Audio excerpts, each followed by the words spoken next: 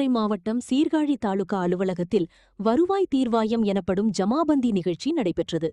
இந்த ஆண்டிற்கான ஜமாபந்தி நிகழ்ச்சிக்கு மாவட்ட வருவாய் அலுவலர் பூங்குடி தலைமையில் ஜமாபந்தியின் தொடக்க நாளான இன்று புத்தூர் சரகத்திற்கு உட்பட்ட மாதிரிவேலூர், வடரங்கம், அகரஎலத்தூர், கீழமாத்தூர், ஓழையாம்புத்தூர், குன்னம், கோபாலசமுத்திரம், சோதியக்குடி, புத்தூர், அரசூர், கொண்டல், வள்ளுவக்குடி, அகனி உள்ளிட்ட 18 வருவாய் கிராமங்களைச் சேர்ந்த பொதுமக்கள் பெருமளவில் கலந்து கொண்டனர்.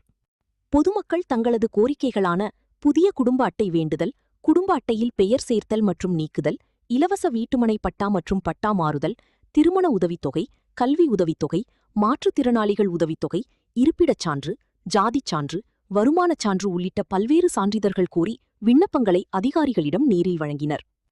பொதுமக்களிடமிருந்து மனுக்களை பெற்றுக்கொண்ட மாவட்ட வருவாய் அலுவலர் பூங்குடி அந்தந்த மனுக்கள் மீது உடனுக்குடன் உரிய நடவடிக்கை எடுக்குமாறு சம்பந்தப்பட்ட துறை அதிகாரிகளுக்கு உத்தரவிட்டார்.